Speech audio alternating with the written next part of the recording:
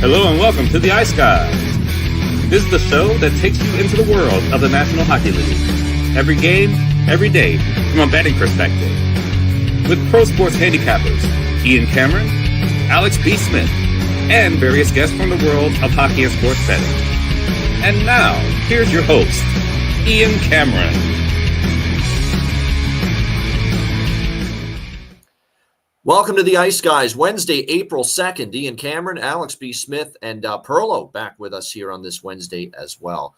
We got a 5-game NHL slate on this Wednesday. First, though, we'll look back on what we saw on Tuesday night, and it was a solid, profitable night. Not a huge profitable night, but a solid, profitable night, and a nice one after Monday, where we really all that cashed for me Monday was the draws, which really helped. But nice to have a winning night last night, and the hockey on the ice was very, very entertaining. We had some overtime games. We had some thrilling finishes. We had, great games involving teams battling for the playoffs once again. It's insane how many of these games involving two teams battling for either positioning or the playoffs, how good these games have been. And we had a few more of them last night.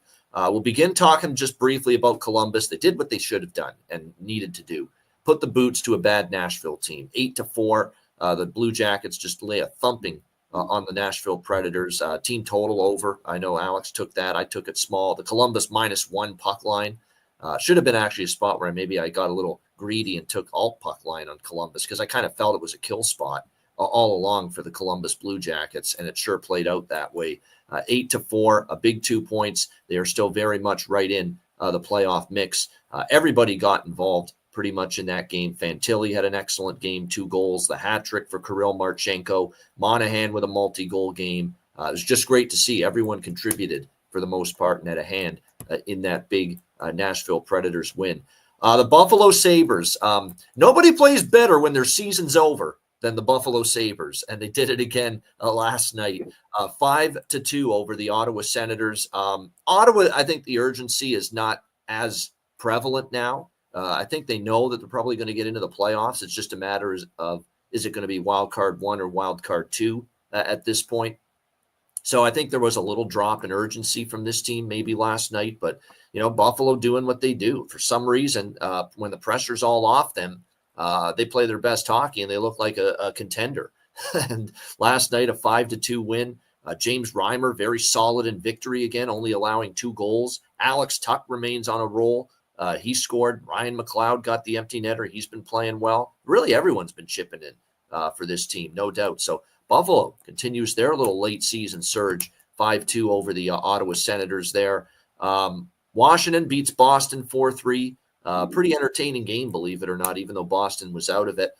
No goal in his debut for Ryan Leonard. We were kind of hoping maybe he would find one, but it didn't happen. I think the highlight of the game was the fight that took place. My goodness. VL versus Dylan McElrath. My goodness, what about that was. It was a heavyweight fight. It was back and forth. Both guys were just exchanging hands. So shout out to Jeffrey VL and Dylan McElrath last night. That was one hell of a scrap, one of the better ones of the season, and certainly the highlight of that. Washington and Boston. Actually, I shouldn't say that. Ovechkin with a power play goal to get 1 goal closer, obviously, to the all-time record. He's now 4 goals away. So everyone's going to start booking their travel plans for Capitals games. Gary Bettman, Bill Daly, they're going to be in attendance. Wayne Gretzky, get him on the phone. He said he wanted to be in attendance for when Ovechkin broke the record, and you have no clue when it's going to be. So you got to make yourself available for any potential games where he might break the record. Now, I don't think he's going to have a 4-goal game, so I think if he misses next game, you're probably safe. But you're now at the point where, especially when he gets down to 3 away from the record, you almost got to be there every single game, so you don't miss it when he does break the record. So the cavalcade will be coming out pretty soon to attend these remaining games here for the Washington Capitals. What a phenomenal fucking hockey game with the Florida Panthers and the Montreal Canadiens. Just unbelievable stuff. The building was rocking. Bell Center and the Habs playing meaningful games. It doesn't get much better than that. The atmosphere was spectacular. Montreal gets the quick early goal. Florida responds with back-to-back goals to take the lead. And then to the rescue, Nick Suzuki with a tying goal that does not happen unless the likely, and I'm ready to say it now. Last night I've seen it enough now. 3 points in the win. Lane Hutson's your Calder Trophy winner. He has to be. And this is no disrespect to Celebrini, to Wolf, to Mishkov, to any of those guys. It's done. It's a wrap. You've got to give it to this guy now, Lane Hutson. What is it now? 60 assists. They're probably going to make the playoffs. 3 points last night in the victory. Unbelievable job by him. He keeps the play alive at the blue line in the dying seconds of the third period, or else the tying goal doesn't happen. And somehow the puck trickles down to Suzuki. Florida falls asleep. They don't leave the back door. They don't defend the back door. And there's Suzuki to tie it up in the dying seconds. And then in overtime, a great wraparound goal effort. Vanacek didn't play that well. He was slow to get to his post. But nevertheless, what heroics from the captain of the Montreal Canadiens. Nick Suzuki with the back-to-back goals there to win it in overtime. And to go from 10 seconds away from no points to getting the full 2 points in that game. Spectacular for Montreal, and very much in a wild card spot now with that victory last night over the Florida Panthers. Tampa Bay beats the Islanders 4-1 last night. Once again, the Islanders can't get it done. The losing streak continues for them. Just awful stuff. Tampa Bay, once they seized control of that game, it was pretty much over. And like I said, not much of a pushback from the Islanders. Offensively, they were shut down, obviously, by the goaltending of Vasilevsky and the Tampa defense. You could kind of see that with the Islanders, I don't want to say they're out, but they're fading. They can still, if they pull this together and get on a win streak, they can still maybe get there. But with them losing all these games in a row, not getting points, with Montreal winning around them, Columbus winning around them, the Rangers are still ahead of them. It's looking more dire now for the Jackets. And I think the head coach, Patrick Waugh, is starting to sense it and get frustrated by it, because he went off last night on a certain Anthony Duclair, who, as we know, has had his issues with effort and compete level and putting in 100% every night. And obviously when he's not scoring, he's not doing much else for you. There's no question. But I'll play this clip briefly. It was Patrick Waugh after the game last night, talking about when he was asked about Anthony Duclair's decrease in ice time during that game last night. And he was Sheldon Keefe-like when Keefe talked about Kovacevic a couple weeks ago. Very direct, shooting from the hip, that throwing under the bus Anthony Duclair for a rotten night and a rotten recent run of play. So this was Patrick Waugh, Islanders head coach, after last night's loss. And Duclair played only a little over 12 minutes. He was god-awful. He was god-awful. He had a bad game. That's why I didn't play him a lot. And he's lucky to be in the lineup. Sorry if I lose it on him right now, but that's how I feel. Just what are you seeing that he's not doing? He's not skating. He's not competing. He's not moving his feet. He's not playing up to what we expect from him. Do you feel like that's an effort thing? I think it's an effort thing. And there you go. Yeah. Pretty direct. No punch, didn't pull any punches right there. Pretty direct. Not good enough from one Anthony Duclair. And again, the Islanders fading at the wrong time. And another loss for them last night, 4-1. And thanks for nothing, Islanders. Of course, the over falls short, which was my show best bet. Thanks for nothing. We got the goals we needed from Tampa. Not enough, obviously, from the Islanders last. And that's the end of their over streak. That's the first under for the Islanders, by the way, in their last, 8 or 9 games. Look, not pretty for the St. Louis Blues last night. And they had to work for it. And look, credit to Cam Talbot. It was a great game from him in net. It was one of the better games I've seen him play in recent memory. There's no question about that. But at the end of the day, still not good enough. And there's some serious magic going on with the St. Louis Blues right now. They look like they're finally going to lose. The streak's going to end. And Jordan Kyrou to the rescue. 30 seconds left, ties it up, and then a beautiful 2-on-1. Terrible pinch by Seider. And our roving reporter on the scene, Jarek Rubel, ended up, was there, made the trip to St. Louis, and only to have his heart broken because he's got big money on the Detroit Red Wings this year. But Cam Fowler ends up, obviously, with the backhand roof shelf job on Talbot to win it. A brilliant 2-on-1, terrible pinch by Seider. And the Blues somehow win their 10th straight in a row when it didn't look like it was possible. A 2-1 win, another huge 2 points, which made Calgary's loss even more costly as they fall 3-1 to Utah last night in that game. They're running out of racetrack, Calgary. There are better chances of them catching Minnesota now than St. Louis. but a tough loss for. I mean, they played their guts out, and Vejmelka, even though we're ripping the decision to keep playing this guy, he played very well last night in the victory for Utah. Karel Vejmelka. So a little bit of vindication, if you will, for Andre Tourigny for playing Vejmelka as much as he has, because he was very good last night in that win over Calgary. Not much to say with Anaheim and San Jose, other than I should have put more on the over in that game. Two teams not going anywhere. What do we say? Two non-playoff teams. Usually there's goals. And we saw that last night. First period and full game over both hit. Anaheim, I did have a piece of the over, but not enough in hindsight. Anaheim with the 4-3 win in a shootout there over San Jose. Edmonton, 3-2. They hang on to beat Vegas. And I'll tell you what, I took a live shot with Vegas in the draw in the third period. It was all Vegas in the third period. And Dorofeyev had a wide open yawning cage right in front of the net, and he shanks it, and it goes wide. And I said, watch, that's probably their chance to tie it. They won't now. And sure enough, they didn't. And Pickard made another big-time save on Dorofeyev again in the final minute to keep Edmonton in the lead. So a big win for Edmonton. I saw a stat that Pickard is like 19-8 now in his last 27 starts. So it's crazy. Is he pushing Skinner maybe for I don't think it's there yet. I think Skinner's clearly, if healthy, going to be the game one starter against LA, but I'm telling you what, there could be a short leash if he struggles, knowing that, Pickard's been okay for them here down the stretch for the Oilers. Then the final game of the night, LA. This one I regret. We talked about how Winnipeg's got this malaise going on. Alex and I have both talked about this, and it felt like, wow, that's such a cheap price for LA at home. They're still playing for a lot, at home ice against Edmonton, which is very important. Winnipeg kind of going, through not the motions, but they're not playing their best game every single game now. And it was just a great spot to back LA. They get the job done 4-1 there in that game. Nice little ceremony too for the outgoing Nick Nixon, who's retiring at the end of the season. They did a nice ceremony to him before the game. But the Kings, very workmanlike. I said this in our chat, and I'll throw it to Alex on this note. The Kings have a Stanley Cup defensive team. They do. They really do. If they play like they did last night defensively, and it's been amazing, their defense at home.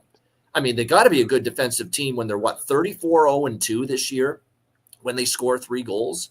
That's an unbelievable record. 34. They haven't lost in regulation this year when they score 3 goals in a game, LA.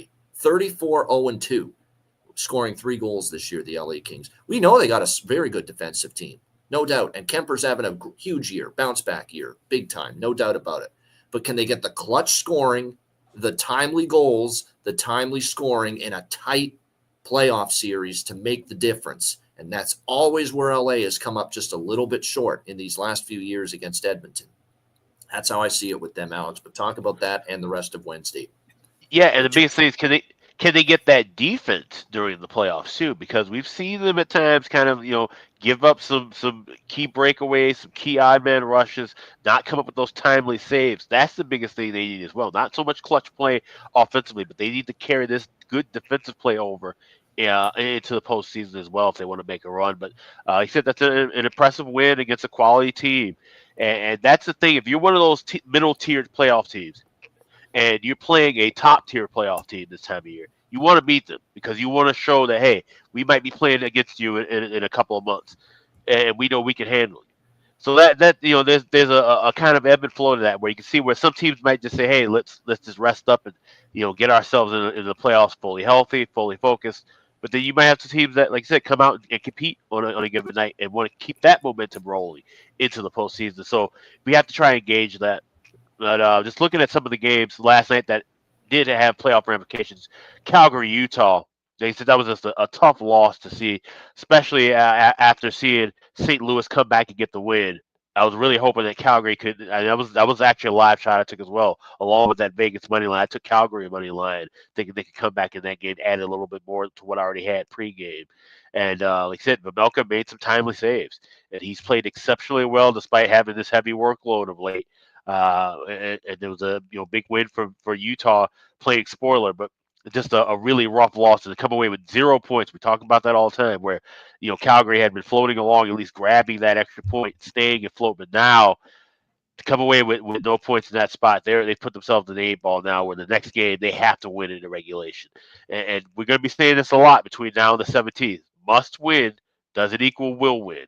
There's a lot of teams that feel that they are looked to be in must-win spots now, and over the next week, where that doesn't necessarily mean we rush to bet them right away. There's one game tonight in particular where it seems like it's a slam dunk spot for a dog, but I'm a little leery of. So, like I said, this is the fun time of year where you're handicapping, going game by game, trying to figure out what the momentum is for both sides, trying to figure out, of course, the lineup changes still. This is where you have to really kind of dig in and get to the bottom of your work, and it's a fun time of year. No doubt. Perlo, your thoughts on what we saw on Tuesday? Yeah, I had a really good day, and my two best bets, which you can get if you go over to my Twitter, just hit my pin post in my profile. You can get my best bets and all my picks there. Yesterday came in, but it was a sweat, and I thought it would be a sweat after I listened to the show yesterday. Yeah. I had Capitals in regulation, and I had Anaheim team total over 3.5. And they had 3 goals in the first period, and but it was a pond hockey game. And then they didn't score again in regulation and needed to win in the overtime or shootout to get it. That was fun to watch. I wanted to go to sleep early, but thanks for that, Aaron. It's wonderful. But yeah, anyways, we got it. The Panthers Canadians game. I like what Maurice was asked. Like, how do you feel about losing, letting that game go in the third? He's like, I don't care. Did you see that? So I don't care, because what they care about is the game that's happening today. The Panthers pick and choose. I put it in the group chat yesterday. Are the Panthers going to go for the draw here, or are they going to have a revenge spot? And I think that's what I think they were looking at possibly the draw. They weren't going to be going balls out against the Canadians, and it showed. But give the Canadians credit, man. I mean, this team is just overcoming every chance they have. I believe St. Louis should be coach of the year. I know a lot of people are saying Carberry, and I think he should have got it last year. But you look at this team, like, how many times do we say, oh, Edmonton has a top-heavy team, or Toronto has a top-heavy team? Look at this team. On paper, this is about as top-heavy as you get, but they keep on pulling it out. They got young defense. They have young players all through the lineup. Montembeault is really not getting enough credit. He's been playing fantastic. So, yes. Really, you got to look at Montembeault. He's been excellent. I know they got that young Fowler you were talking about yesterday, but it's going to take something to take Montembeault off his perch, man. That guy is really, really good. Really playing well. So, Senator Sabres, I was pretty light on that game, and thankfully I was. I had the over 1.5 first period. Next year, I wrote it down. Next year, I'm going to remember this. When the Sabres are out, if they are, which I imagine they will be, I'm going to start taking Sabres for the last 20 games. Man, they just, as soon as there's no pressure on that team, they just freaking go like crazy. I mean, it's stupid at this point. It's ridiculous with that franchise. It really is. It shows the character, though, right? Yeah. It shows the character in that room. You got Tuck and a couple of guys. They need some guys another guy like Tuck, or somebody in the top 6 that can really bang some heads, because Tuck isn't that kind of guy. He does it on the ice. They need a guy in there that's going to bang some of these kids' heads every once in a while. I think that's the problem there in Buffalo. But Blue Jackets, I had everything Jackets in that. That was a good one. It was just such a Jacket spot. 2 total over and everything.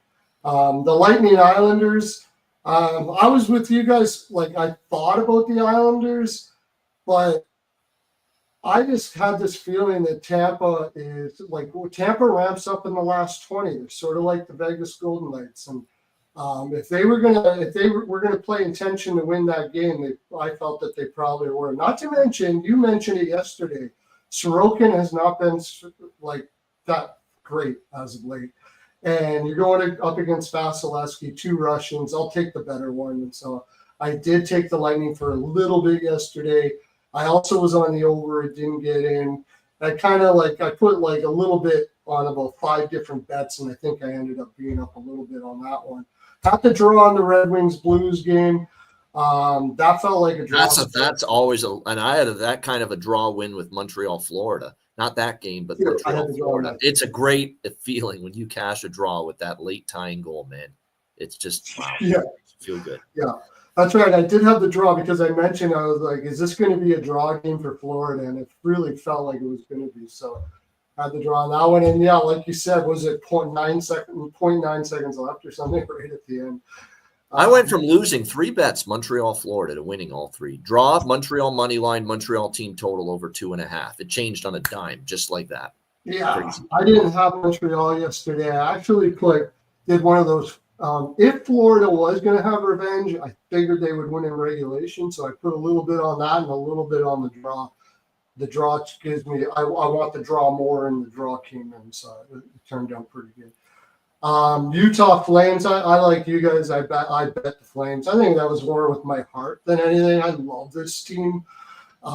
They played well enough to win. Let's be honest. They did. Yeah. The guts of that team, and look, Vimalka was good. They didn't finish their chances. That's the difference. Yep. Yeah, I think when the lights start going and you're in those spots, just a little bit comes off the shot. You don't really get in the exact spot you want, so you end up letting shots go off of where you normally would want to be. And the arms are getting tired, the legs are getting tired. It's a lot tougher to score.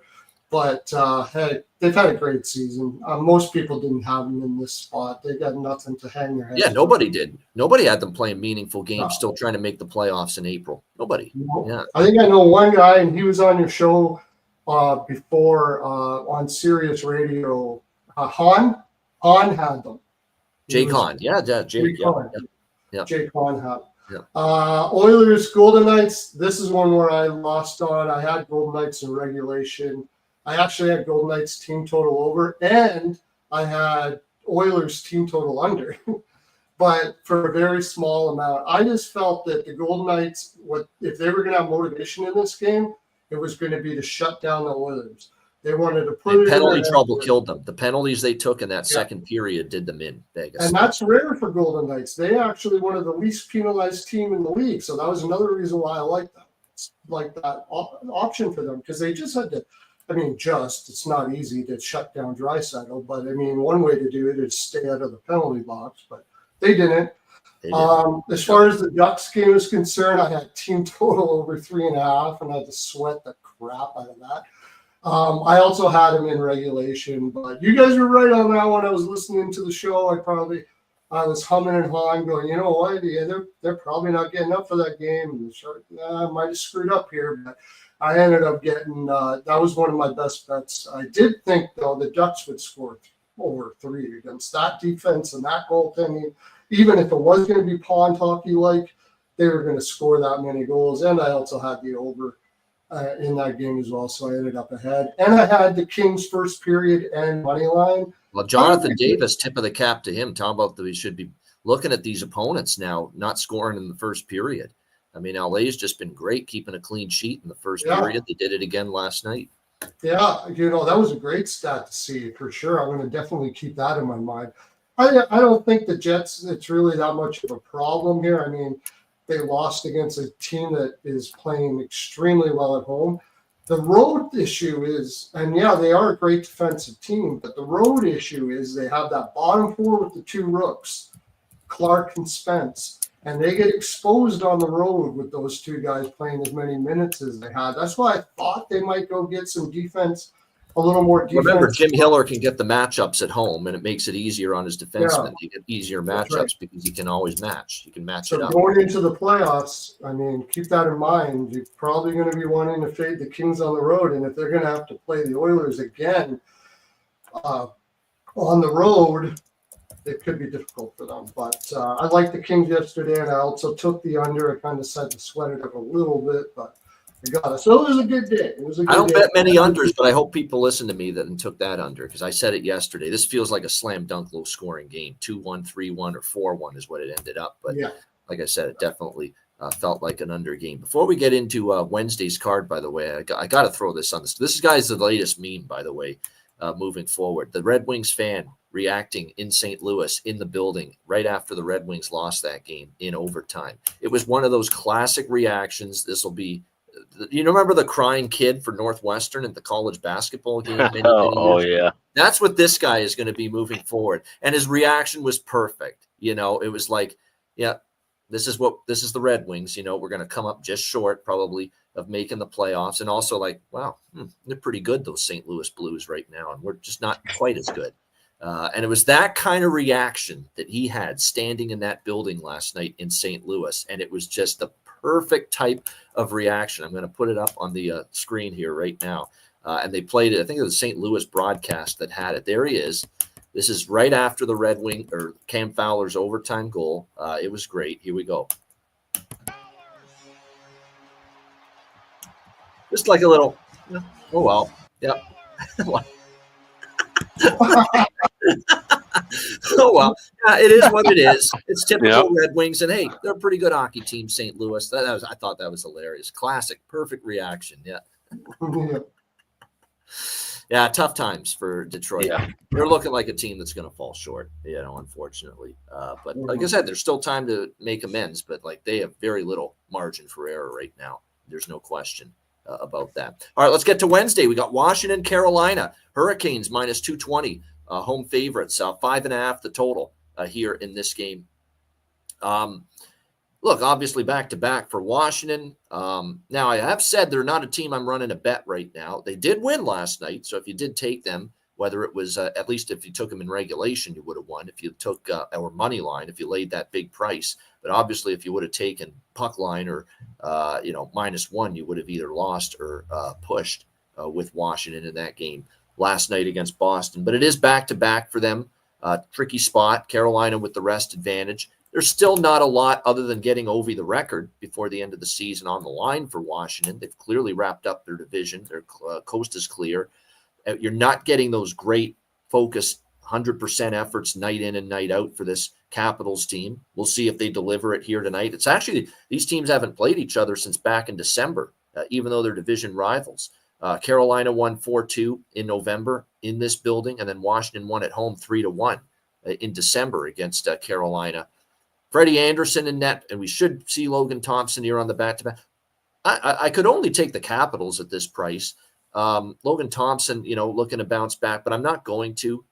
It's just it feels to me like you're going to get certainly from the goaltender, because I know the last time Logan Thompson was in, the 8-5 loss to Buffalo, that's not going to sit well with him. And I certainly trust him a little more than Freddie Anderson, but I'm just going to go with first period over. It's heating up again with the Washington Capitals.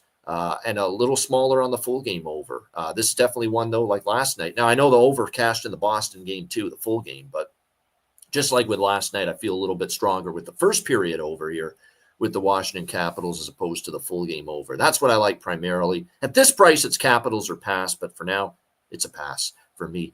Alex, what do you think here, Washington, Carolina? Yeah, got it through with the Capitals first period over again last night. I would run back to that as well, but I would play it small pregame. I see a -$1.20 at DraftKings, and then maybe look for a better price, adjust a couple minutes into the contest. Also, this will be the last game most likely for Washington in which I'll be betting Ovi last goal. And that's because as we're getting closer to the plateau, and this was kind of noted a while back where they don't want a record-breaking goal to be an empty net goal. That's the exactly. So tonight, this will probably be the last game in which I'll be betting that, and then from here on out, I'll just transition over to anytime goals, which I also will have in pocket as well. It has that last night cashed in, so that's just kind of the way to bet Washington now until the playoffs start. Is pick and choose with your totals. Be very, very careful with your sides, and just look for anything Ovechkin. Yeah, no question about that. Yeah, that's a good point by Bailey. It's not like Carolina's in a spot where they're playing for massive positioning either. They really can't go up or down, at this rate either. So I'm getting more and more tempted by Washington at plus, just because of the price here, plus 180. Even though it's a back-to-back, it is a rest advantage for Carolina. That does, and of course they play well at home. We know that. But I still lean Capitals a little bit here. Maybe I just put a little pizza money on it. What do you think here, Perla? Washington, Carolina. Well, I got in earlier than this price, that's for sure. But, I understand where you want to look at this price and it's practically begging you to take Washington. But the thing is, it's a 4-hour flight from Boston to Carolina. And they got in late last night. And if you watched them last night, it didn't look like they were hyped for that game. We saw some pictures of some. No, they just hung on at the end, Capitals. Yeah. Goings on before the game. I think Washington's sort of in vacation mode right now. They got to where they are. They feel pretty good about themselves. Ovi is a kind of leader that also wants his players to enjoy life as well. And I think that's what's kind of going on here on the road trip. I don't even think they're going to win this game, to tell you the honest truth.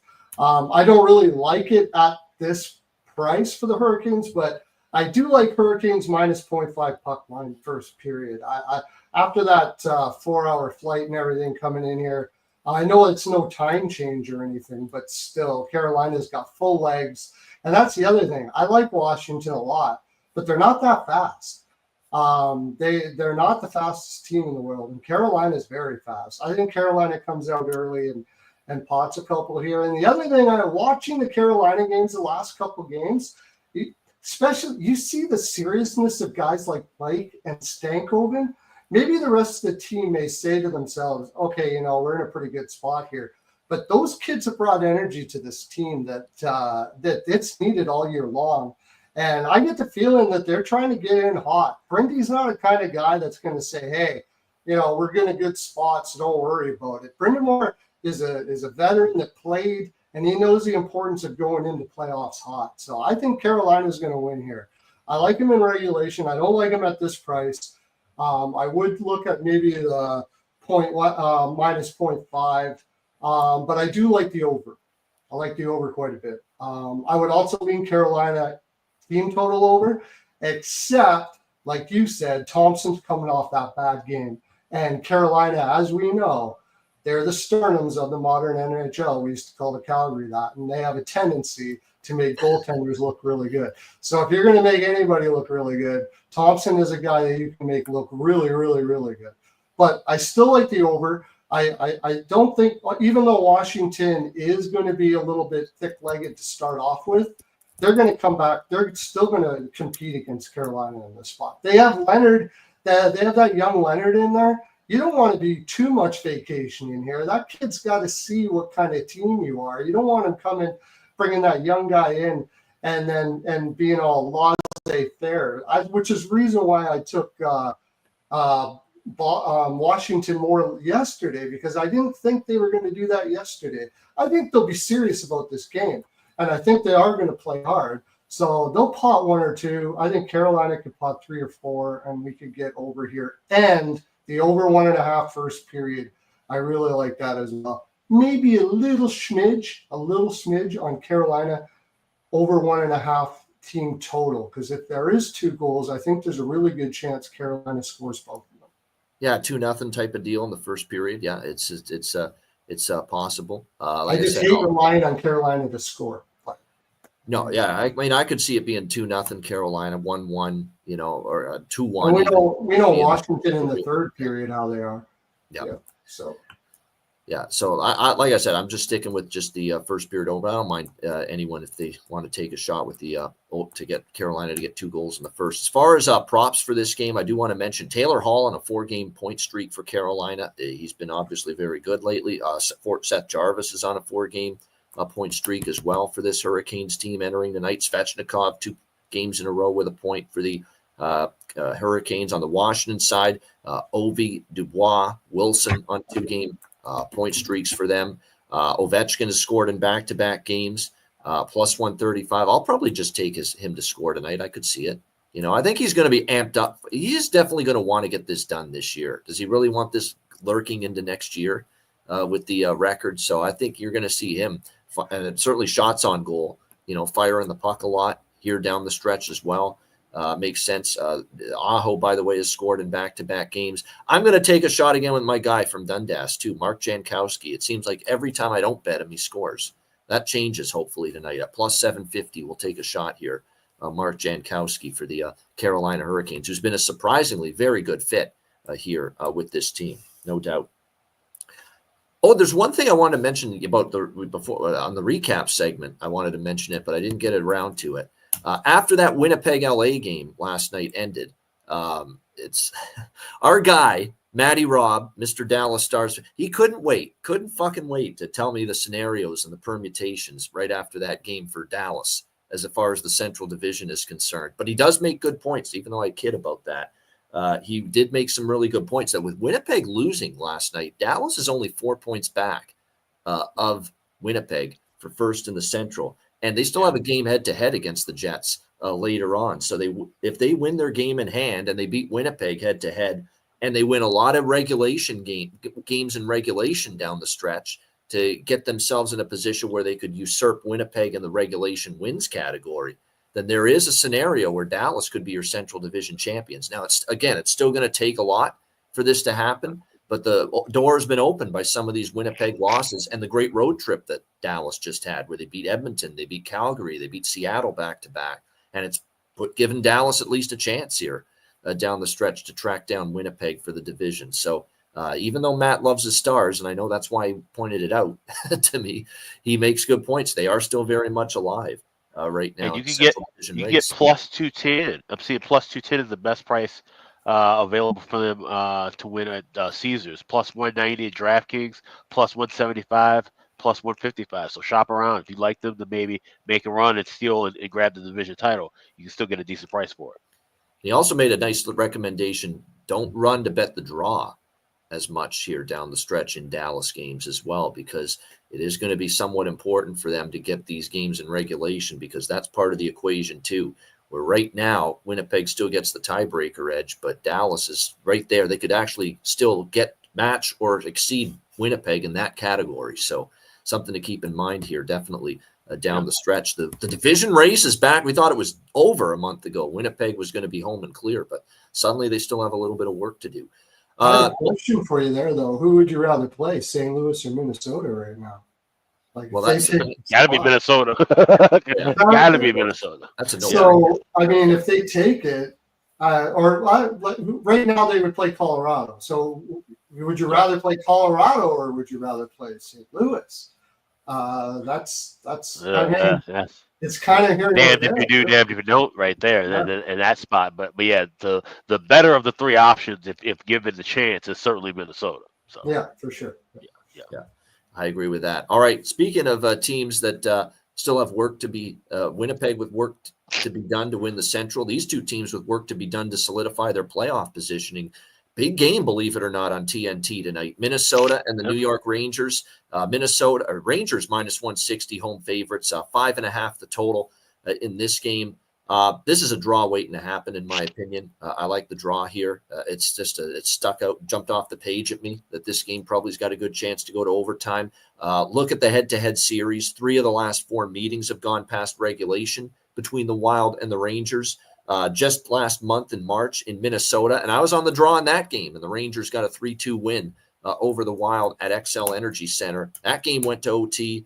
The Rangers obviously back home off the 3-game Cali swing. Minnesota went to a shootout their last game against the New Jersey Devils to start this road trip. That's the obvious bet to me here, and the only one I really like in this game. I don't want the Rangers. I don't fully trust Minnesota either, even though they're getting a nice price. I think this is an under, or at least it could be. I could see this being a little bit of a low-scoring battle. Minnesota on the road, look at Minnesota on the road the last 2, 3-0 and 3-2. Low-scoring games. You've got Shesterkin and Gustafsson. What's trouble in you, Gus? Yep, Gustafsson in net for Minnesota. Igor Shesterkin for the Rangers. So lean under, but the only official play for me pre-game, the draw with Minnesota and the New York Rangers. Alex, what do you think here, Wild Rangers? Yeah, I said it in the rundown. We'll say this often. Must win doesn't mean we'll win. This is a must-win game for both teams in essence. But I don't trust either one of them. Certainly don't trust the Rangers laying a price. You talk about either laying $1.05 or $1.10 in regulation. So I'm going with the draw here. I got plus 330 was the best price I found. That's at FanDuel. We've hit one draw, at least one draw every day. At least I have for the last several. At least one draw has come through. We had 2 of them Monday night. We had Minnesota, New Jersey was a draw, and there was another one on Monday night. I'm trying to remember what it was now. Minnesota, New Jersey, and God damn it, there's another one. I forget it. And then last night we had Montreal, Florida. So a draw a day keeps the bookies away. I said that a long time ago. Remember? Calgary, Colorado was the other one. That was the one. Yep. That was the one. Yep. Calgary, Colorado, Monday night. Good memory there. Yep. So those were the 2 on Monday. We had Montreal, Florida draw last night. We almost had Calgary, Utah. That was the other one draw I really liked. And again, you just hit one of those, and boy, does it make a difference So yeah, this is definitely the draw I like the most here tonight on this. Just a quick thing too before we go to you, Perlo, about Kaprizov. He's cleared for contact. He won't play tonight. More than likely, will be back to say by after the weekend. So they're saying like within the last 4 games of the regular season, he should be playing and kind of getting acclimated back into the lineup. There you go. All right, Perlo, what do you think here? Wild Rangers. This is quite the game. You got a Minnesota team that has been relying on a lot of players that are not used to playing this high up in the lineup for a while. And I think you kind of saw it in Minnesota. Like I think they're getting pretty tired. But then you have a Rangers team. Like, is this a Rangers spot? Absolutely. No doubt about it. But how many times have we said that this year? I mean, they've had better spots than this and flubbed it. So I'm certainly not going to be on the Rangers here either. I did the same as you guys. I took the draw. The Rangers, if they get 1 point here, they're 1 point back. And they seem to be playing that type, like they're just wanting to stay close. Just maybe they'll win a game here and there. And Minnesota as well, a point for them is kind of all they need. Like they don't want to fall off completely. They want to keep that playoff spot. So a draw seems like an absolute in this. I will say these are probably not going to be my bargain bins, but they got Foligno up on the top line right now. And Minnesota to beat the Rangers, I think that's the way to go here. They want to get inside that defense and shoot from the point. That's why they got Foligno up there. And you can get them at plus 460. This is a game of contrasting styles where the Rangers are a perimeter player team, no matter how much they try to be otherwise. And Minnesota is the opposite. They're trying to get dirty goals right now. And if anybody can get a dirty goal, Foligno is one of them. However, also on the Rangers side, Fox has been pretty hot. And he's been running up. I think he's got 2 in his last 2 games. And you can get him at plus 575. If you're going to take a side at all on this, I would take the Minnesota's having a terrible time in first periods. I would take the Rangers first period on the puck line or something like that for a little bit.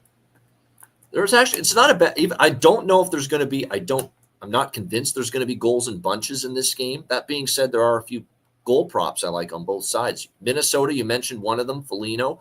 The other, Zuccarello, a former Ranger, playing now with the Minnesota Wild that I think is worth a look. And then on the other side, I'm going to go with the young kids. There's a chance, at least based on the current line combos, that Brennan Othman could be playing on the top line here for the Rangers. And that would be some kind of development here. There's that Perot kid. Aren't they playing that Perot kid today? And Gabe Perreault is making his Rangers debut straight out of signing the entry-level deal, right out of college with Boston College. Same thing we saw last night with Ryan Leonard for Washington and Jimmy Snuggerud for St. Louis. So Gabe Perreault is going to make his Rangers debut, playmaker, score. He can do both. So I'm interested in Perreault props. Didn't work out well with the 2 guys last night, Leonard and Snuggerud, but I'd still be willing to take a chance here tonight with Gabe Perreault here in his debut for a prop. And also, like I said, if Brennan Othman is indeed going to be in the top 6, as it's looking like he might be, there's definitely some great value with him for the Rangers here tonight. So like I said, there may not be a ton of goals, but hopefully the goals that do get scored in this game will be involving some of those players I just mentioned. All right, probably the game of the night here. First place showdown in the Atlantic Division, 2 points separate the Panthers and the division leading Toronto Maple Leafs. We've got minus 110, both sides, 5.5 the total here in this game. Panthers back-to-back, 2 straight losses, obviously, against Montreal on Sunday at home, and then again last night where it looked like even with Vanacek in net, they were going to get the 2 points, but then Nick Suzuki and Lane Hudson said, oh, no, you don't. And all of a sudden, a tie game in the dying seconds, and then Suzuki wins it as well in overtime. So just an outstanding comeback from the Canadians and a very disheartening loss. And to make matters even worse or more concerning, Barkov left that game due to injury, but he did come back. But a little bit of a scare there, to be sure, with him leaving that game. So back-to-back here for Florida. Sergei Bobrovsky was saved for this game. And there's probably no doubt that even though they lost to Montreal Sunday, and you would think, hey, you want to get your redemption against Montreal last night, they probably still view this as the bigger game and the game that they had more attention on, the Toronto Maple Leafs here. Bobrovsky and the goalie battery of last year from Florida going head-to-head. Bobrovsky for Florida, Anthony Stolarz, Stoli the goalie here for the Toronto Maple Leafs, who has played pretty well the last few times. He played very well in the LA game on Saturday night against the Kings. I thought that was one of his better starts in quite some time. This is another one I kind of lean under. I think it's going to be one of these games, kind of, lower scoring, kind of tight checking between these two teams. I know I cashed the first period over last night, but that was more Montreal that led me to the first period over than Florida. I think this is probably more of a cagey game here between these two teams. Remember, they played in Toronto head-to-head last month in March. Panthers got a 3-2 win. That game stayed under the total. I think that's the kind of game it's going to be. It's going to be physical. It's going to be hard, heavy hockey. And I think it's probably going to be good goaltending from two guys that are going to want to show the other up. Bobrovsky's not going to want to get beat by his backup last year in Florida. And Stolarz is going to want to say, you know what? I want to get out of the shadow of Sergei Bobrovsky and show that I'm a number one man now for a reason here in Toronto with the Maple Leafs. So great storylines. There should be animosity. I think Toronto now with some of these additions too, like a Brandon Carlo, physical, can drop the gloves even every now and then. They've got more guys that can get in the physical grill of Florida and not be bothered by the Panthers playing that style, obviously. So this should be a fun game to watch. Atlantic Division title implications on the line. Lean to the under here for me, and I like this draw. Not as much as Minnesota and the Rangers, but I do like it enough to bet it here. It almost went to overtime in Toronto last month. 3-2 Panthers win. And by the way, Florida's turned into a little bit of a draw machine here. 4 of their last 6 games have gone past regulation entering tonight. So this is another draw that I like. I'll be honest. I think this is a spot where Toronto might finally step up and get Florida. So I'm not betting the money line, at least not pregame.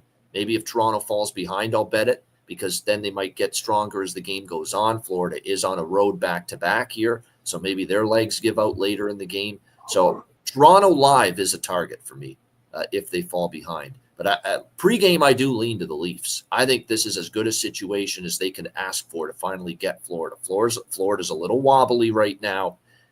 They lost a heartbreaker where they had the lead in Toronto last month against Florida. Florida came back and won 3-2. I think this is as good a spot for the Leafs to maybe finally get the better of the Panthers here tonight. Alex, what do you think here? Florida, Toronto. You're muted.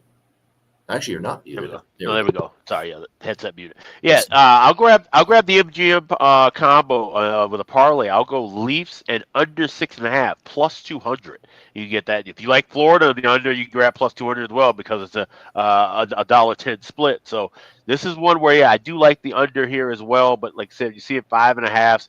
You have to lay 133 for a 6 on its own. I'm seeing it at Caesars. So maybe a game where I try to look for an under after a quick goal early. But I think this could be a lower scoring affair, but I lean with the Leafs. So I will take a piece of that Leafs combined with the under 6.5. And I will play a little bit of the draw too, plus 330. Once again at FanDuel, best price I've seen available. No doubt. I mean, these are both sides of the border. This is the Rogers Sportsnet Wednesday night national TV game, Florida, Toronto. Great game. I don't think Minnesota Rangers is as good, but it's a meaningful game, and it's a huge game still, Wild and Rangers. So we got 2 good games here at the 7:30 p.m. or 7 o'clock, I should say, Eastern time hour, no doubt. Perlo, what do you like in here? Florida, Toronto. I forgot to mention, I had that yesterday when I put it in the chat, the LA and under 6.5 plus 145. I had that, and now that you mentioned, I like that here too. So I'm gonna tell you on that one, Alex. I like Toronto in this game. I think personally, Florida is coming into this game. If they win it, they win it. But I think they're coming into this game to hurt Toronto. I think they're coming in this game to play extremely physical. I think they want to beat them up. I think they want to send a message that in the playoffs, if we do have to play each other, we're going to hurt the crap out of you. We're a playoff team, not a regular season team. That's why Maurice said, I don't really care if Montreal beat us twice in a row in the regular season, because they don't. They're in a spot. They don't care if they win. They've been in the playoffs. They've made it to the finals 3 years in a row. One thing they learned, home ice advantage don't mean crap. What matters is, do you have a psychological advantage over the opposition? That's what matters. And I think that's what the way they're going into this game. So if they do happen to lose it, they're going to be like, see you in the playoffs. What have you won 1 round in the last 5 years? We don't care. we want to make sure that you know that we're going to beat the crap out of you next time we see you. So I think Florida is going to be very physical in this game, and I do like the under for that reason. And Toronto's going to have a tough time scoring, but I do think Toronto is going. This is a moral victory more for Toronto. They need to get some, at least some psychological advantage in their own heads that they can beat Florida. So I think they're going to play hard and they're going to win. I just don't think they're really going to get a psychological advantage because Florida's got everything here. They can beat them up. They can play defensively. They can keep them down. They can do all of those things, and that's what they're going to want to do in this game. They're going to want to show them that when you're coming at us in the playoffs, we can beat you this many ways. So that I do like Toronto. I like them. It's just funny you like Toronto, and it sounds like you're building up this case for Florida when you're in. I like Toronto because I don't think Florida is. They're going to beat them up. They're going to beat them up. I don't think they're going to beat them up physically. I don't think Florida wants to win this game as much as Toronto. I get it. Yeah, you see what I'm saying? Yeah. Like, it's not quite going to matter to them if they win or lose this game because they can walk away no matter what saying, yeah, have fun. We'll see you in the playoffs if we happen to see you there. If you don't lose in the first round, probably, we're not going to play you anyway. So if you happen to show up, though. I'm not saying shit about the Leafs winning or losing in the first round. I'm just going to zip my lip and let's see. Yeah. I know they will, though, because that's the way Florida is, especially if Matthew is in the lineup, but he's not. It's too bad. However, you do have somebody else in the lineup to remind them about that over and over and over again with Marchand. So, yeah, it's going to be a fun game. Florida could pull it out. I mean, it's not like they're not going to try to win. And I like the draw for all of the things I just said. I like the draw for that reason as well. So I got the draw. It's only plus 300, but it seems like a pretty good draw, and Toronto wins an overtime game. Yeah, this is obviously, look, it goes without saying, this is one of the games to watch tonight. There's no question about that. Looking forward to it. Just like I said, I don't know how many goals there'll be because I think it could be a little cagey this game, tight. I'm going to take a shot with Lorentz because he's a former Panther. He scored a beautiful deflection against Anaheim, 13-1. Why not? Steven Lorentz there for the Toronto Maple Leafs. Samoskevich, talk about how good he's been, plus 340. Continues to be good value with him to find the back of the net here for the Florida Panthers. And then you got Mitch Marner on a 5-game point streak. We talked about how great John Tavares has been, points in 4 of the last 5 games. And also from a goals perspective, 3 of the last 5 and 6 of the last 10 goals for John Tavares as well. Aaron likes Bennett. Yeah, Bennett seems to always score against Toronto. Bennett does have success against the Leafs. I have noticed that from him in the past, that Sam Bennett, I'm looking at head-to-head. Yeah, his head-to-head percentages, and Reinhart too. Head-to-head percentages as far as who's had success. And Samoskevich has scored against Toronto before. Reinhart, 44% of head-to-head games against Toronto. He scored. Bennett, 36%. That's right near the top. So, yeah, both Sams have haunted Toronto in the past. And Samoskevich has scored against Toronto in the past. So, and, of course, now they got to deal with Brad Marchand, too. Another a rival of the Leafs once again, but this time for the Florida Panthers. Not the Boston Bruins. And by the way, like I said, it is going to be Bobrovsky and Stolarz in net there. Colorado and Chicago. We've got Colorado minus 400 road favorite. Look at that, minus 400 road favorites here. The Colorado Avalanche in this game. And because they have reached that plateau, minus 400 triggers that system play. So, and that system play, especially with the minus 400 favorites, has been very, very good. Taking that big dog to score in the first period. And to be quite honest with you, when it comes to the Chicago Blackhawks, for the majority of their games, that Utah 5-2 loss aside, that's when you want to trust Chicago, the first to do anything. It's the first period, because we know they fade as the game goes on, and we know they can't stop a lick defensively right now, this team. I mean, they've been absolutely horrific at this point in time on that end of the ice. But can they get on the board in the opening 20 minutes? Especially playing this game at home. TNT, by the way. This is the second game of the doubleheader tonight on TNT. I think it's possible, certainly, that could happen. So I will bet that. Goal in the first period, which is going to be dirt cheap, by the way. You're talking minus, I'm just looking at the first period lines here, around minus 115 is what we're looking at. Minus 1, it could even be minus 110 at some spots. But yeah, in that range of minus 110 to minus 115. with Colorado to score, or Chicago, I should say, to score in the first period. I do like that. As far as the full game, one thing I want to mention is that even though Chicago might get on the board early, and obviously that minus 400 favorite system, taking the dog to score in the first period has been good in this situation for the majority of the season. That being said, this is a Colorado team off not just one, but 2 straight losses at home against St. Louis and Calgary. I don't know if they're necessarily going to take Chicago lightly here tonight in this game, coming off the 2 straight losses, maybe looking to get back on track.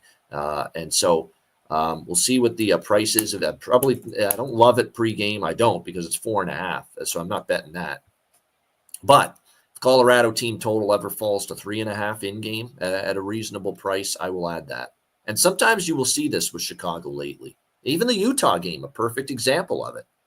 You know, Chicago actually kept Utah at bay early in that game, and then the floodgates opened. That's another pattern with Chicago, is that, you know, they score in the first sometimes, and maybe they'll give up a goal to the opponent in the first, but then the floodgates open for the other team in the second period and in the third period. That's when Chicago's defense has really been falling apart in these games, with these goals in the last 40 minutes of the game.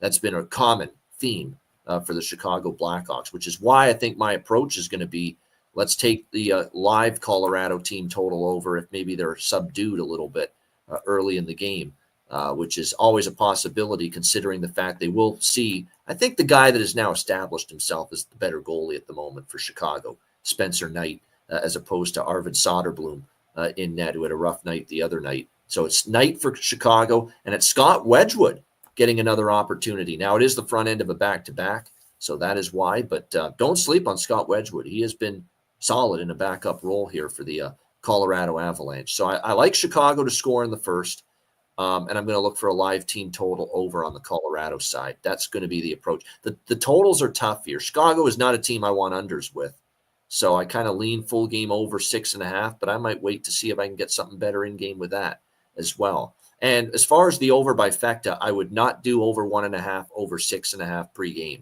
What I would do is maybe turn this into a little Matt Robinson special. Shout out to him. I think he'll be with us tomorrow, by the way. Over 1.5 and over 5.5 parlay is probably what I'd be more interested in. Alex, what do you think here? Colorado, Chicago. Yeah, this is kind of a game where I'm kind of divvying up a lot of my bets. And like you said, I like goals here, but I'm not going with that full game over. And I'm not even going with first period over pregame. I'm going with both teams to score in the first period, plus 152. I'm going with first period correct score, Colorado 2-1 lead, plus 950. And then I'm also going with Hawks. You get minus $1.05 for the over halves just for them to score a goal in the first period. And all those 3 plays, that's just what I have in the first period. But we talked about how Chicago fades late in the games. We see Colorado put the pressure on in games late in the contest. So you get that third period, Colorado team total, over 1.5 plus 120 pregame. So that's the way I'm going to be looking at that. Rather than trying to get a team total live in game, I'm just going to go with that third period over with Colorado. First period, Chicago to get a goal to go along with that. Both teams to score in the first period, and correct score 2-1 Colorado plus 950. There we go. I like it. Nice little, and this is definitely a game where right away I'm like, geez, I think I'm going to try to get creative. It's just one of these games that kind of feels like it lends itself to maybe, thinking outside the box and doing things a little bit differently rather than your standard first period, full game, you name it, your standard, sides and totals. It just kind of feels like this game. And keep in mind with Colorado, they've fallen 8 points back of Dallas. And so they're definitely not going to catch Dallas at this point. Could they fall down? Because St. Louis is not, I think, running out of games. They're still 5 points behind Colorado. I don't think Colorado can fall to wild card 1. I think they're just going to run out of games, St. Louis, to do that. So it's not like Colorado's in an urgent situation either, right now as far as their positioning. They're likely not going to fall, and they definitely cannot go up to second in the Central. So they're pretty much third in the Central unless something, unforeseen happens here down the stretch. Perlo, what do you think here, Colorado, Chicago? This is a tough game. Funny, almost exactly what Alex was saying there. including the 2-1 correct score. I was like kind of going, wow, that's exactly what I'm on. But I also like, if you're going to do that, also I would look at Colorado team total over first period and take that in game. See, maybe there isn't a goal scored right away because it's plus 115 now. That's a little light for a team total over for one team. So maybe wait a little bit. But like you mentioned, Colorado that has lost to this. There is some pride in this. They don't want to be losing to Chicago again. So I do think they'll win. But my concern for taking the team total over for Colorado is they got Columbus tomorrow. So I think they want to get, like, I like what you guys are saying there. I like them early and then try to shut it down later. Try to play a perimeter game, keep away with Chicago, which isn't all that tough to do. You can do that against Chicago, and they've done it before. So much so that my first thought here was to take Chicago plus 2.5, but I'm not going to do that. You're not getting a good enough price. So I'm going to go with the first period as well. If you're going to take Chicago first period, I would definitely take both teams to score. So I'm in on that. I like the exact score. I would also go exact score 3-1 Colorado, because if they do get the 2 early, they're probably going to want to put this away early. And if they do put it away early, they can take a breather and hopefully be able to keep Chicago off the board for the rest of the way. All right, good stuff. Prop-wise for this game, there are a few that I'm interested in here.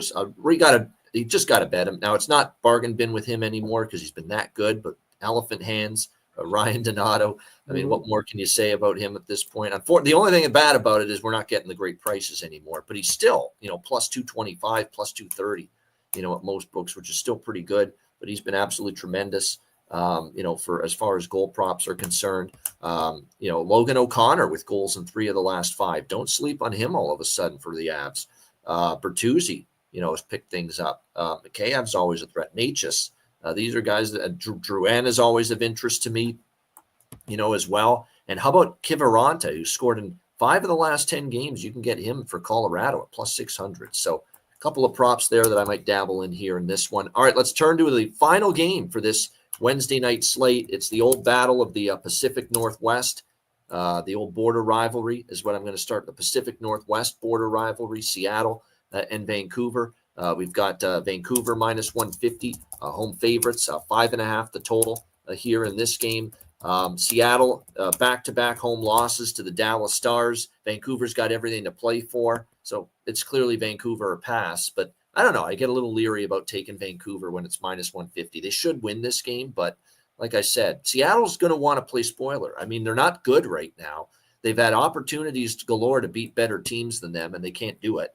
So I'm not betting Seattle, but just not the price range I ever loved fully getting involved with Vancouver, when you're talking minus 150 here in this game. As far as goaltending, Thatcher Demko will start here for Vancouver. Joey Decord is projected for Seattle, but not confirmed. By the way, Philip Hedl, it looks like not only he remains out, but it looks like his season might be over. Unlikely to return is the diagnosis. What a shame. A guy that was part of the JT Miller trade with the New York Rangers, and another injury, man, for Philip Hedl. It just really, really sucks to see that. Just has been unable to stay healthy of late. Niels Höglander is potentially making a return. I can't say the same about that useless tit countryman of his, Elias Pettersson, but the fact remains at least Niels Höglander might be able to return tonight in this game. But yeah, I'm still harsh with EP40, and he deserves it. That's not going to change in my opinion. He does. But soft as fuck, but that's another story. I've talked about that often enough. What have we talked about repeatedly on this show when Seattle and Vancouver play each other? For some reason, they get together and it's a goal bonanza. It's pretty crazy to see it and how consistent it has been. And yet here we are with this incredible run of double-digit straight head-to-head games over the total. I think it's something like it's double digits as far as getting to 6. Or actually, no, it's as far as getting to 7. It's like 14 out of the last 14 have gone to 7 goals. 12 of the last 14 head-to-head meetings have gotten to at least 6 goals. And, of course, that's significant because of this total being 5.5 here. Actually, it's the other way around, I should say. 12 of 14 have gotten to 7. 14 of 14 have gone to 6. So it got to bet over 5.5. It kind of makes no sense because you would not think that a Seattle Vancouver would lead to this many high scoring games. But my gosh, just since October 22nd, it's been a 9-1 to the over, and the one under was a 6.5 in a 5-1 Vancouver win. So it still got to 6 goals. So in 10 straight head-to-head meetings, like I said, every game has gotten to at least 6 goals. So if it ain't broke, don't fix it. Not to mention Vancouver's been an over team lately. The over run got broken up, got snapped by the loss to Winnipeg on Sunday, 3-1. But that stopped a streak of, I think it was, 6 straight overs for Vancouver. And they are still 8-2 to the over in their last 10 games. So this is just a slam dunk over 5.5 for me at even money. Alex, what do you think here? Kraken, Canucks. I'm going over trifecta. So that's first period over. You got 1.5 minus $1.10. Both teams to score in the first period plus 182. Over 5.5 at even money. But I'm also going to add in the over 6 plus 125 at BetMGM. Why not? This feels like a classic game and just roll the puck out and we see goals back and forth. That's been the pattern with this this whole series. But certainly with these two teams out of the race, I can see where it might be a higher scoring affair. Like you said, we've seen plenty of games go well above 6. So give me the over 5.5 and the over 6 along with first period over and both teams to score in the first period. Yeah, I don't want to call Vancouver fully out yet, but boy, oh boy, the clock is ticking, and they are not making up much ground especially because of St. Louis that just keeps on winning. But like I said, that's the problem for the Canucks. They're just running out of games, and they just haven't made up enough ground, which is unfortunate because they had a pretty good road trip overall when you look at what they did. They beat the Rangers, they beat New Jersey, they beat the Islanders. They got a point out of the Columbus game. And the Winnipeg game was right there, and they fall short. But like I said, they're just running out of games right now. Perlo, what do you think here? Seattle, Vancouver. Oh, I was gonna suggest that maybe Grubauer might be enough for this one, but they got San Jose next, so they'll probably use them there.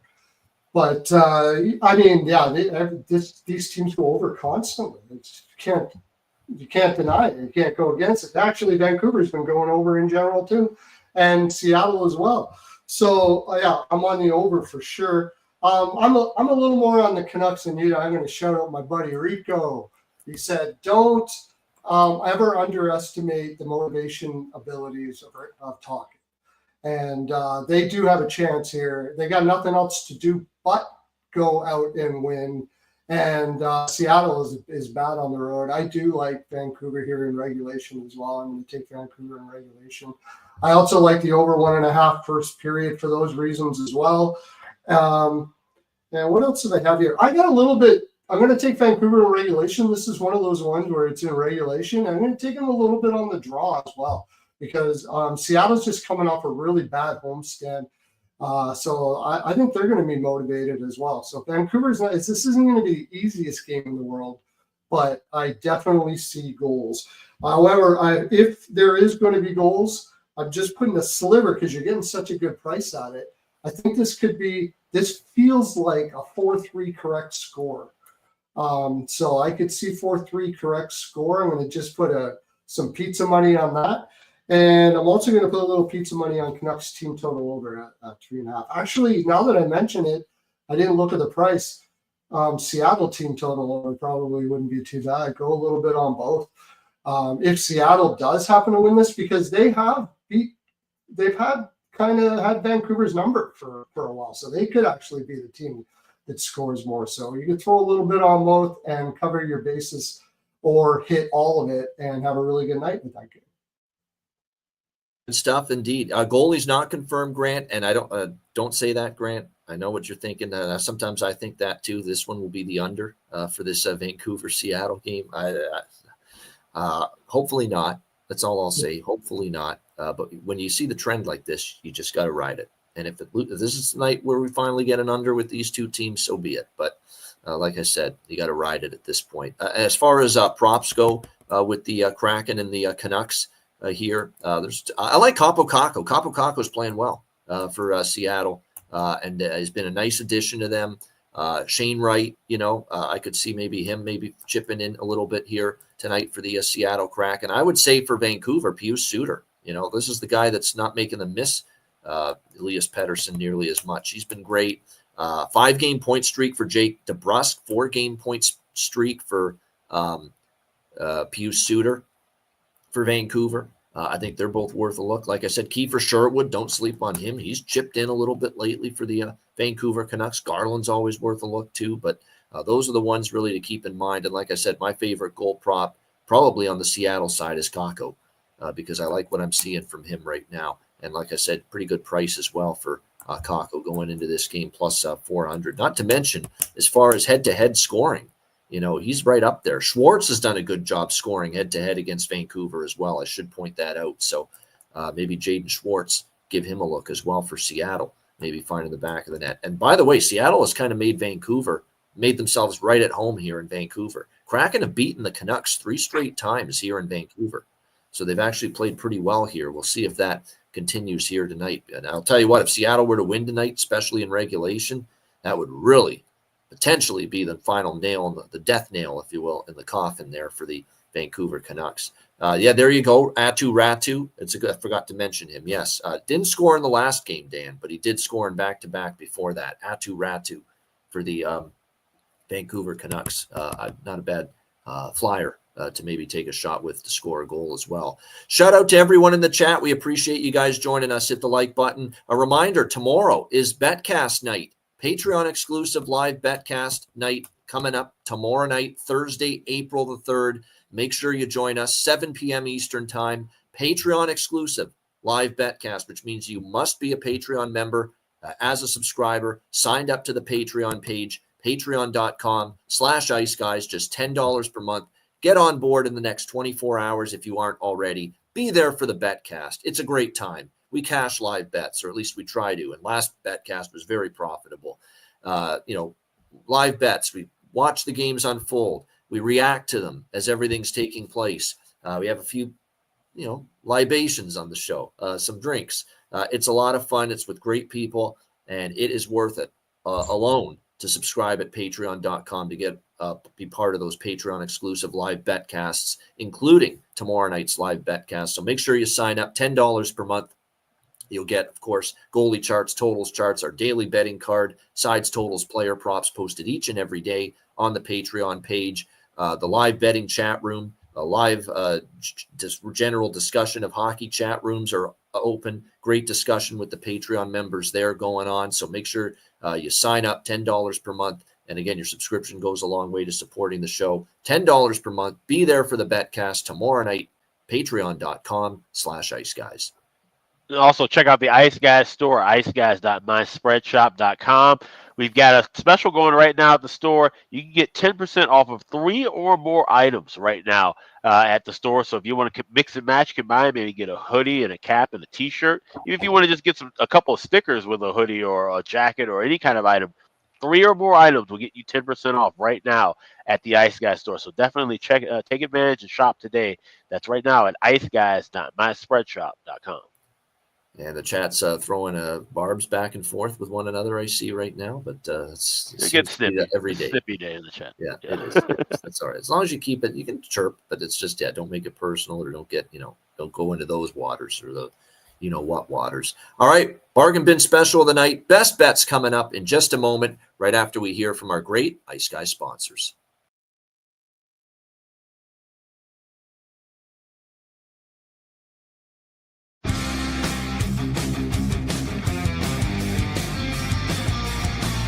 Support for the Ice Guys podcast is provided by Boston Hemp Incorporated, Tailgater Social, and a big thank you to all that subscribe to the Ice Guys Patreon page.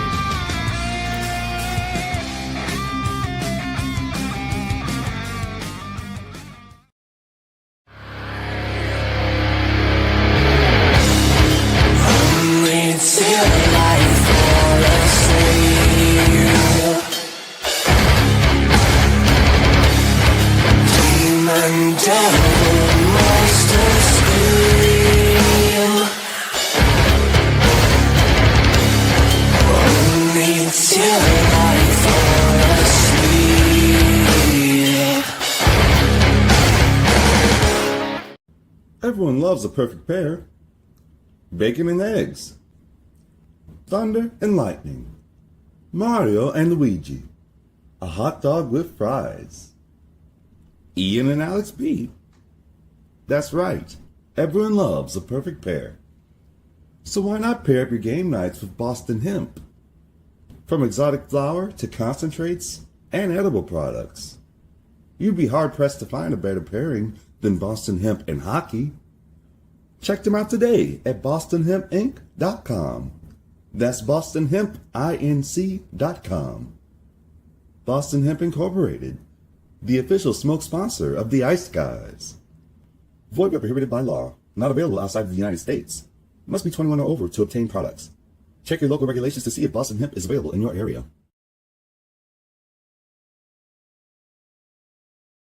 Hey, Ian, I got to tell you about this app I've been using lately called Kalshi. Kalshi.com. Did you know it's the only place where you can trade on March Madness in all 50 U.S. states?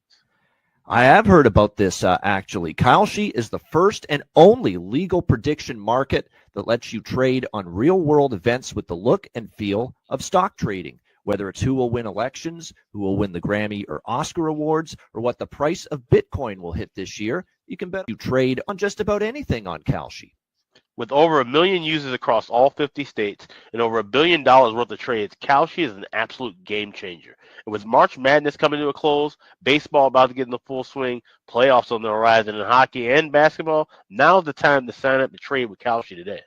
Sign up at kalshi.com/iceguys, and the first 500 traders to join and trade 100 contracts, you will get a free $10 credit added to your account. So don't miss out on all the action. Join Kalshi today at kalshi.com/iceguys. That's kalshi.com/iceguys.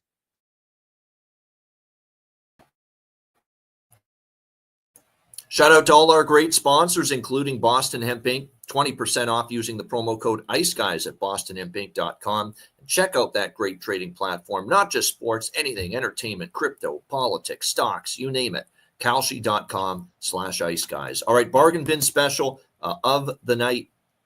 A dry night last night with a bargain bin special of the night, but we'll see if we can make up for that tonight. Alex, bargain bin special, what do you got?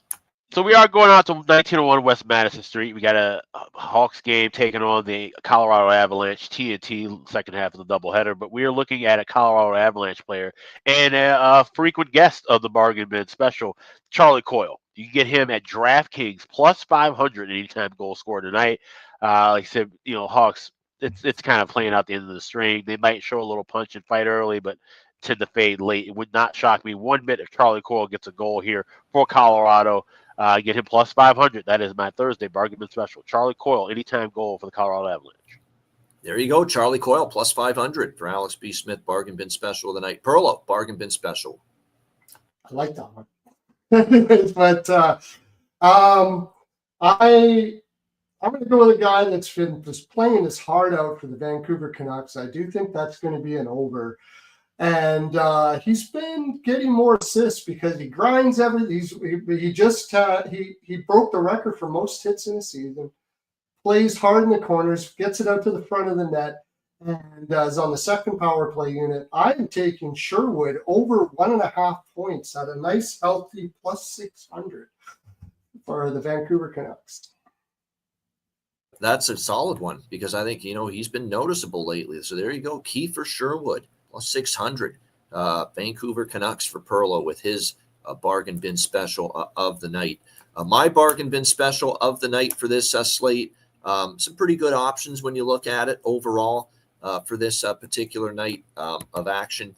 But the one I'm going to go with here for bargain bin special, I like the price here that we're able to get with him. And he's actually, like I said, he scored in half the games he's played against Toronto. I'm going to go with Mackey Samoskevich at plus 340. Really good price. Actually, let me just shop around, see if I can get something better on that. He has done a good job, actually. And, of course, he's fit in well on that line that he's currently on for the Panthers. So we'll go with Mackey Samoskevich, Florida Panthers there, plus 340 for bargain bin special of the night. All right.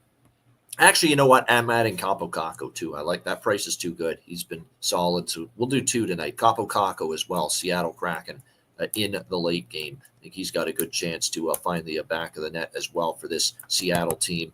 And he scored against Vancouver, oddly enough, multiple times in the past. So plus 410, Capo Caco, Seattle Kraken as well. 2 bargain bin specials for tonight. All right, best bets for this Wednesday. Alex, what do you like for best bet?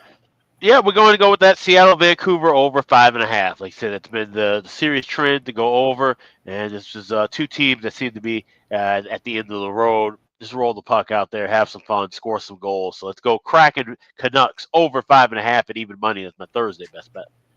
Seattle Vancouver, the series that just keeps on going over. We'll see if that continues tonight. Seattle Vancouver over 5.5 plus 100 for Alex B. Smith with his best bet. Perlo, best bet. That was mine. First of all, we can have some best bets. Yeah. It's allowed. Go for it. Don't hold I know, back. well, that'll be my best bet as well, but I'll give you another one. I'm going to take Carolina puck line first period for the Washington Capitals. I'll give you 2 since we did that. And I got to make sure I do this because I get in trouble if I don't promote it. We have a fantastic show on from Monday to Friday nights at 10:10 p.m. Eastern Time with Beard, Rico, and the Degenerate Bostonian. We talk all the news and have a blast on there. Just come join. Also, I just started a new group on Twitter. Come on in there, and you can get all my best bets every day, all my picks every day. And I've got 2 premium shot props today. Hit my, by the way, that was Carlson, your buddy there. Had Carlson over 1.5 shots yesterday. You can get that in there as well. So join me up on Twitter at Perlo's NHL POW. And those are, I'll take Carolina puck line first period in the Washington game. And I'm going with the over in that Vancouver game as well. There you go. Good stuff. All right, very good. By the way, why is it POW? I would have thought of Perlo's NHL Play of the Day, POD. What's Pearls the of Wisdom. Oh, okay. There you go. Now it makes sense. There you go. You're right. Pearls of Wisdom. All right. Perlo's NHL Pearls of Wisdom. All right. There you go. Now it makes sense. Yeah. I thought, wait a minute. It sounds like he wants to pick Play of the Day or something. No, it's Pearls. Yeah. Now it all makes sense. There we go. Glad I clarified that for anyone that cared other than me. All right. Best bet. I'm going to give you 2 because one of mine is going to be that Seattle Vancouver over 5.5 plus 100 as well. So I'll give you that as one best bet. And the other one is going to be first period over Washington, Carolina. We're going to ride this run here of the first period over with Washington. 5 straight. And if you go back further, they're actually on an 18-4 first period over. 19-4 first period over run, the Washington Capitals in their last 23 games. So it's been a big run. 5 straight, 19 of the last 23 first period overs. So 2 best bets: Capitals Hurricanes over 1.5 first period, and Kraken Canucks over 5.5 plus 100. So there you go for 2 best bets on this Wednesday. Shout out to everyone in the chat. Tomorrow's a big day. Tomorrow's a great day to be part of the Ice Guys family. Daily show, me, Alex, Matt Robinson, and of course the Betcast at night, Patreon exclusive. Get on board. Just $10 per month, and be there tomorrow night, patreon.com/Ice Guys for the Patreon exclusive live betcast. Reminder, the Ice Guys is live 7 days a week, Monday to Friday, 2 p.m. Eastern, Saturday and Sunday, noon Eastern. If you can't watch the show live, download the Ice Guys podcast in audio form on all major podcast platforms, Google Podcasts, Apple Podcasts, Spotify, Stitcher, iHeartRadio, Amazon Music, and more. Download the Ice Guys podcast when you can't watch the show live. For Alex B. Smith and Perlo, I'm Ian Cameron. Have a great Wednesday night. Enjoy the games and good luck. And we'll be back with you for a big Thursday live show and betcast tomorrow night right here on the Ice Guys.